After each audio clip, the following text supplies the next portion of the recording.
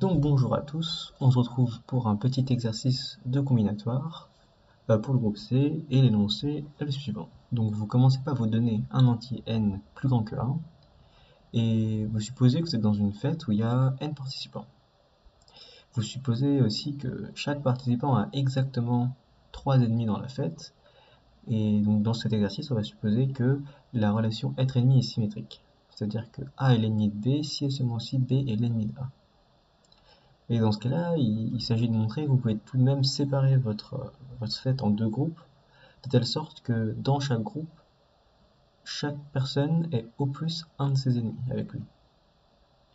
Donc je vous conseille de mettre la vidéo en pause et de chercher une quinzaine de minutes. Et si au cours de ce temps-là vous n'avez toujours pas d'idée, je vais donner une indication.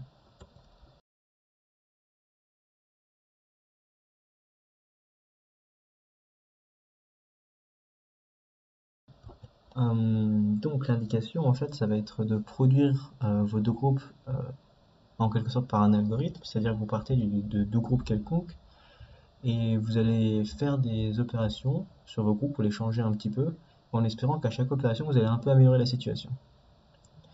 Et donc maintenant, il faut trouver un moyen de quantifier l'idée de à quel point la situation est bonne, et l'idée c'est de regarder le nombre de paires d'ennemis qui sont actuellement dans le même groupe. Et donc ce qu'il va falloir faire, c'est montrer qu'on peut trouver des opérations qui vont faire décroître ce nombre-là jusqu'à vous faire atteindre en fait une situation optimale où on ne peut plus rien améliorer, donc c'est-à-dire enfin, une situation où une situation qui répond au problème.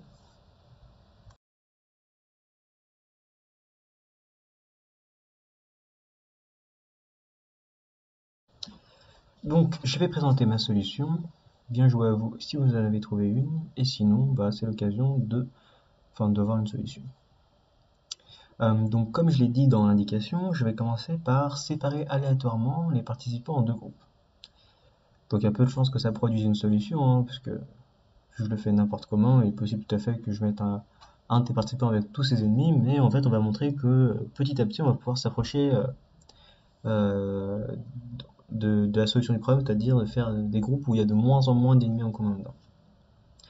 Donc nous ce qu'on veut pas c'est qu'il y ait un participant qui ait au moins deux de ses ennemis dans le même groupe que lui.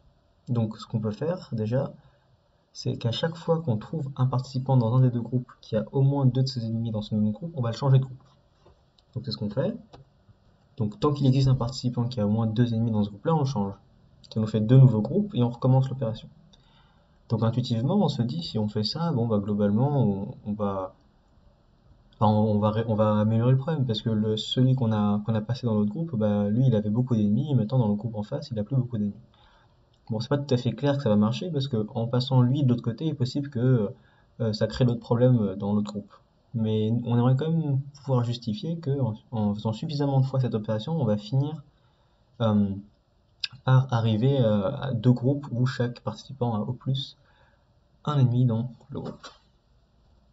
Donc pour répondre à ce genre de questions, en fait, on va faire ce qu'on appelle parce on va raisonner avec un monovariant, c'est-à-dire on va associer à chaque configuration un entier positif et on va montrer qu'on peut le faire décroître strictement. Donc, comme je l'ai dit dans l'indication, l'entier qu'on va considérer, c'est M, le nombre de paires d'ennemis qui sont dans le même groupe.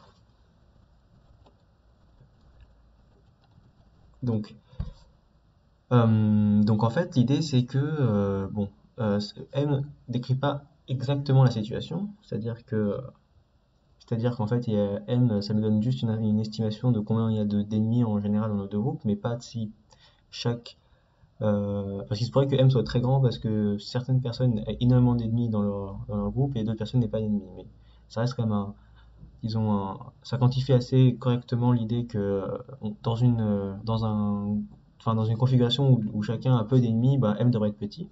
Donc on va montrer que nos opérations elles vont faire décroître M. Ça c'est vrai parce que quand vous changez un participant de groupe, bah, vous cassez au moins deux paires d'ennemis. Parce que c'est la condition pour le changer. C'est-à-dire qu'il fallait qu'il y ait au moins deux ennemis dans son groupe. Et comme votre participant a au plus trois ennemis, ça veut dire que quand vous le mettez dans l'autre groupe, bah, il y a au plus un ennemi dans ce groupe-là, vu qu'il y en avait déjà deux dans le groupe d'avant, au moins. Et donc du coup, en fait, vous avez au plus créer une paire d'ennemis. Donc au final, vous avez au moins enlevé une paire d'ennemis. Ce qui veut dire qu'à chaque fois que vous faites l'opération de passer une personne de l'autre côté, bah, vous faites décroître M strictement. Sauf que M c'est un entier, positif. Et bien sûr il va rester positif. Donc vous pouvez pas le faire décroître une infinité de fois. On appelle le principe de la descente infinie. Et bon, c'est assez clair, hein. De toute façon, si M il commence à un entier grand N, vous ne pourrez pas faire plus de grand N fois l'opération. Mais qu'est-ce que ça veut dire d'arriver à un moment où vous ne pouvez plus faire l'opération? Enfin, plus pouvoir faire l'opération, c'est que vous ne vérifiez pas la condition tant qu'il existe un participant ayant au moins 2 ennemis dans son groupe. En d'autres termes, ce que vous avez montré, c'est que au moment où vous ne pourrez plus faire votre opération, c'est que vous êtes dans une situation où il n'existe pas de participant qui a au moins 2 ennemis dans son groupe.